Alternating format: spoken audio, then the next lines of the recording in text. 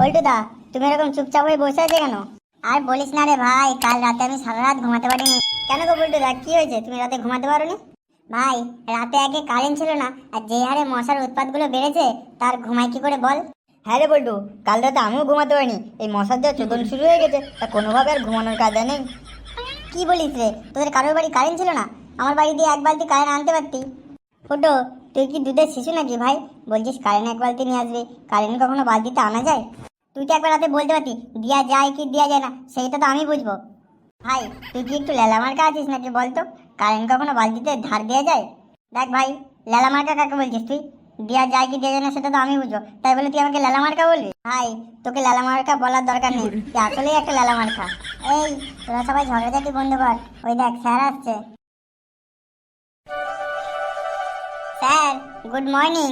Sir, good morning. Sir, তাহলে আমার তরফ দিয়ে একটা গুড মর্নিং। এই, তোদের কতবার বলেছি আমি সবাই একসাথে গুড মর্নিং বলতে? তোরা এক এক করে গুড মর্নিং বলছিস, কেলিয়ে লাল করে দেবো জানিস তো। এর পরের বারে যদি সবাই একসাথে না বলিস, কেলিয়ে বৃন্দাবন পাঠিয়ে দেবো। পল্টুদা, স্যার মনে হয় খুব ফর্মে আছে আজকে, বুঝলে? হ্যাঁ রে ভাই, আমারও তো তাই মনে হচ্ছে, স্যার মনে হয় বিশাল ফর্মে আছে আজকে। এই পল্টু আর ভূতো, তোরা দুজন বিড়বিড় করে কি বলছিস রে? না না স্যার, তেমন কিছু না, আমি এটাই বলছিলাম কাল সবাই একসাথে গুড মর্নিং বলবো আপনাকে। ঠিক আছে, কালকে আমিও দেখবো তোরা সবাই একসাথে গুড মর্নিং বলবি। Sir, good morning. তবে রে, তোর গুড মর্নিং না ব্যাড মর্নিং আমি দেখাচ্ছি, দাঁড়া। স্যার, ও একটা দুধের বাচ্চা, কোথায় কি বলতে হয় ও তাও জানে না, ওর কথা আপনি কিছু মনে করবেন না। ঠিক আছে, বস তোরা সবাই বস এবার। বাচ্চারা, আজকে তোমাদের কিছু ভূগোল দিয়ে প্রশ্ন করব, ঠিকঠাক উত্তর দেবে। উত্তর যদি না দিতে পারো, কেলিয়ে বৃন্দাবন পাঠিয়ে দেবো এবং পুদের পাছা লাল করে দেবো, বলে দিচ্ছে আগে দিয়ে। হ্যাঁ স্যার, আপনি ভূগোল দিয়ে যা প্রশ্ন করবেন করুন, আমরা জলের মতন উত্তর দিয়ে দেবো। আমি প্রশ্ন করছি, দেখি তুই জলের মতন উত্তর দিস না আগুনের মতন উত্তর দিস। পল্টুদা, গেল তো বেচারাটা ফেসে। হ্যাঁ হ্যাঁ, ভূতো গিয়েছে, মানে বিশাল ভাবে গিয়েছে। ফুটো, তুই দাঁড়া এবার, তুই দেখি তুই জলের মতন উত্তর দিস না আগুনের মতন উত্তর দিস। তুই আগে দাঁড়া, তোকে সবার আগে আমি প্রশ্ন করব। হ্যাঁ স্যার, কি প্রশ্ন করবেন করুন। তুই বল তাহলে, ভূগোল মানে কি? স্যার, কাল রাতে আমি পড়তে বসেছিলাম, কিন্তু আমাকে পড়তে দেয়নি। কি? কাল রাতে তুই পড়তে বসেছিলি, তোকে আবার পড়তে দেয়নি? কে তোকে পড়তে দেয়নি, তার নাম কি?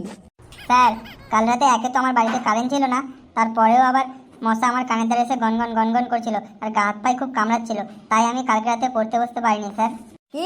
তোর বাড়িতে কারেন্ট ছিল না আর মশা তোকে পড়তে দেয়নি? ফাজলাম হচ্ছে, ফাজলামও শুরু করে দিচ্ছ ক্লাসের মধ্যে। স্যার, না না, আমি সত্যি বলছি, কাল রাতে আমার বাড়িতে কারেন্ট ছিল না আর মশা আমাকে পড়তে দেয়নি। এই মশা একবার ক্লাসে উঠেছে মানে আজকে মনে হয় মশা দিয়েই শুরু, আর মশা দিয়েই শেষ হবে আমার যা মনে হচ্ছে। বেশ, ঠিক আছে, তার মানে তোদের কারোর বাড়িতে কারেন্ট ছিল না? স্যার, আপনি একদম ঠিক ধরেছেন, আমার বাড়িতেও কারেন্ট ছিল না। হ্যাঁ রে বুতো, হ্যাঁ আমিও জানি তোর বাড়িতে কারেন্ট ছিল না। থাক, তোকে আর বলতে হবে না কষ্ট করে, আমি বুঝে গেছি যে তোদের কারোর বাড়িতে কারেন্ট ছিল না। স্যার, তুমি তো একটা জিনিয়াস দেখতে পাচ্ছি, তুমি কি করে জানলে যে আমার বাড়িতে কারেন্ট ছিল না? স্যার, আপনি একদম ঠিক বলেছেন, আমার বাড়ি তো কালকে কারেন্ট ছিল না। তাহলে কাল রাতে মশা তোকেও পড়তে দেয়নি? স্যার, আপনি একদম ঠিক বলেছেন, কাল রাতে মশা আমাকে একদম পড়তে দেয়নি। পল্টুদা, ফাটার ফুটো কিভাবে স্যারকে মিথ্যা কথা বলছে দেখো। আর একটু আগে বলছিল আমাদের বাড়িতে কারেন্ট ছিল, আর আমাদেরকে আবার কারেন্ট ধার দেবে এক বালতি। আর পল্টুদা, এখন স্যারকে কিভাবে মিথ্যে কথা বলছে দেখো। স্যারকে কি বলে দিয়ে মার খাবো? না বুতো না, থাক বাদ দে, আমরা কিছু শুনিনি, আমরা কিছু জানি না, এই মনে করে ভুলে যা ভাই, তুই বেচারা দুটোকে মার খাওয়াস না। ঠিক আছে পল্টুদা, তুমি যা বলবে তাই হবে, আমি আর কি বলবো। এই পল্টু আর ভূতো, তোরা দুজন সবসময় ক্লাসের মধ্যে বিড়বিড় বিড়বিড় করেই থাকিস। দাঁড়া, তোরা দুটো একসাথে দাঁড়া, দাঁড়া আগে দাঁড়া, এক পায়ে দাঁড়া। না না স্যার, তেমন কিছু না, আমি আর পল্টুদা পড়াশোনার ব্যাপারে একটু আলোচনা করছিলাম। তোরা পড়াশোনার ব্যাপারে কথা বলছিলি না অন্য ব্যাপারে কথা বলছিলি? তা তোদের দুজনকে চিনতে আমার একটুও বাকি নেই, বুঝলি তো তোরা দুজন? স্যার, কেউ বুঝুক আর না বুঝুক, আমরা দুজন খুব ভালো করে বুঝে গিয়েছি। আরে আমার জ্ঞানী বাবা, তুমি চুপচাপ দাঁড়িয়ে থাকো, তোমাকে তো জ্ঞান দিতে বলিনি ক্লাসরুমের মধ্যে। স্যার, তাহলে কি আজকে আমরা ক্লাসের ভিতরে বসতে পারবো না? পারবো না স্যার, আমরা দুজন বসতে আজকে? পারবি পারবি, তার একটাই উপায়, আমি প্রশ্ন করব, তোদের ঠিকঠাক অ্যান্সার দিতে হবে। ঠিকঠাক অ্যান্সার দিলে তবেই তোরা দুজন বসতে পারবি ক্লাসের ভিতরে। ঠিক আছে স্যার, আমাদের কোনো চাপ নেই, আমরা প্রশ্নের উত্তর দিয়েই বসবো। আজকে মশা নিয়ে একটা রচনা বলবি সবাই, যে যে রচনাটা ঠিকঠাক বলতে পারবি শেষেই বসবি, আর যে যে না বলতে পারবি তাকে আজকে আমি বৃন্দাবন পাঠিয়ে ছাড়বো, এইটা আমার প্রমিস, গড প্রমিস, সত্যি কথা। তার আগে আমি তোদের মশা নিয়ে কিছু প্রশ্ন করবো, প্রশ্নগুলো ঠিকঠাক উত্তর দিবি। পল্টুদা, মশার রচনাটা বলতে পারবে তো? আমার কোনো ঠিক নেই রে ভাই, মুখে যা আসবে তাই বলে দেবো, বাঁচলে বাঁচবো, না হয় বৃন্দাবনে চলে যাবো আবার কি। এই সবাই একদম চুপ, এটা ক্লাসরুম, তোদের মেলা নাই, বুঝলি তো? স্যার, মশারা তো চুপ করছে না। কি? মশা চুপ করছে না? মশা তো আর মানুষ না যে মশা চুপ করবে। স্যার, মশারা মানুষ না হয়েও ওদের মাথায় এত বুদ্ধি কোথা দিয়ে আসে? বুদ্ধি? ওদের কাজ হচ্ছে শুধু রক্ত খাওয়া আর কানের পাশে গান গাওয়া। স্যার, তাহলে কি মশারা গান শিখতে মিউজিক স্কুলে যায়? ফুটো, তুই একদম বাজে কথা বলবি না কিন্তু, বলে দিচ্ছি। আচ্ছা বলতো, মশারা সবচেয়ে বেশি কিসে আনন্দ পায়? স্যার, আমি বলবো? হ্যাঁ হ্যাঁ, তুই বল। স্যার, মশারা সবচেয়ে বেশি আনন্দ পায় মানুষের রক্ত খেয়ে। বাহ, অসাধারণ, তুই একদম ঠিক বলেছিস। স্যার, মশারা কি তাহলে শুধু রক্তই খায়, অন্য কিছু আর খায় না? হ্যাঁ রে, ওরা আরও একটা জিনিস খায়, ওরা হচ্ছে ফুলের মধু খায়। স্যার, তাহলে কি মশারা ভ্যালেন্টাইন ডেতে ফুলের দোকানে গিয়ে ভিড় করে না? তুই আমার কাছে একবার উঠে আয়, ভ্যালেন্টাইন ডেতে মশারা ফুলের দোকানে গিয়ে ভিড় করে কি করে না আমি তোকে দেখিয়ে দেবো। তুই আমার কাছে উঠে আয় বাবা, একবার উঠে আয় আমার কাছে। স্যার, না না, আমি দেখতে চাই না, আমি এখানেই খুশি। আচ্ছা বলো তো, মশারা এত ছোট হয়েও আমাদের এত বিরক্ত করে কেন? স্যার, কারণ তারা আমাদের একতায় শক্তি শেখায়। সেটা কিভাবে, তুমি আমাকে বলে বোঝাও। হ্যাঁ স্যার, তাহলে আমি বলছি শোনো। এক মশা আমাদের কিছুই করতে পারে না, কিন্তু তারা দলবদ্ধ হয়ে আমাদের খুব বিরক্ত করতে পারে। বাহ বল্টু বাহ, তুই অসাধারণ বলেছিস। আচ্ছা, তাহলে পরের প্রশ্ন করছি আমি। বলো তো, মশা আর পিঁপড়ের ভেতরে কে বেশি বুদ্ধিমান? স্যার, বুদ্ধিমান হলো মশা, কারণ তারা শুধু আমাদের রক্ত খেতে জানে না, তারা আমাদের শাস্তিও দেয়।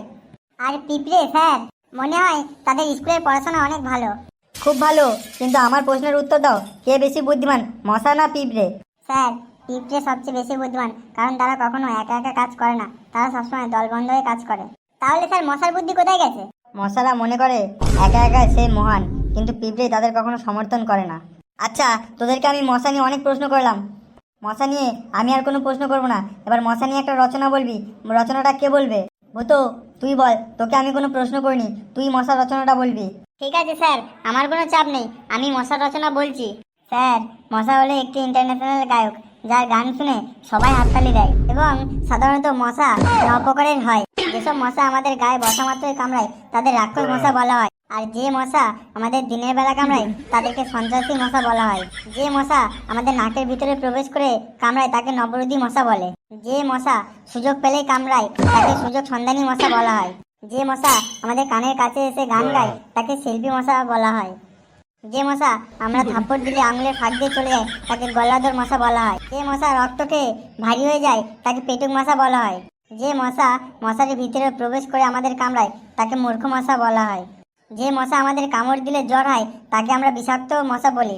তাছাড়া কেমন লাগলো আমার মশার রচনাটা? এ, তুই থাম থাম, আমার বুকের যন্ত্রণা শুরু হয়ে গেছে তোর এই মশার রচনা শুনে। স্যার, আমি আরেকটু বলবো মশার রচনা? পেটে আসছে তো মুখে আসছে না, আর একটু বলি স্যার বানিয়ে বানিয়ে। এরপরে যদি তুই মশার রচনা শুরু করিস তাহলে আমি আজকে মনে হয় বাড়ি ফিরে যেতে পারবো না, আজকে মনে হয় আমাকে তাহলে হসপিটালে ভর্তি করতে হবে। এই, তোরা কেউ ক্লাস দিয়ে বাইরে বেরোবি না, আমি গিয়ে আগে একটু বুকে যন্ত্রণার ওষুধ খেয়ে আসি।